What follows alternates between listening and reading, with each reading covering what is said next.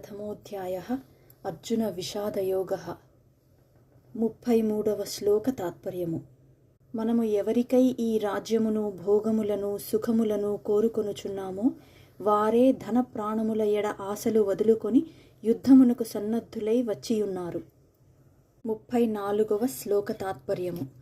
గురువులు, తండ్రులు, తాతలు, కొడుకులు, మనుమలు, మేనమామలు, మామలు, బావమరుదులు, ఇతర బంధువులు మొదలగు వారు అందరూ ఇచ్చటికి చేరియున్నారు. 35వ శ్లోక తాత్పర్యము. ఓ మధుసూదన, ముల్లోకాధిపత్యము కొరకైనను నేను ఎవరినీ చంపను.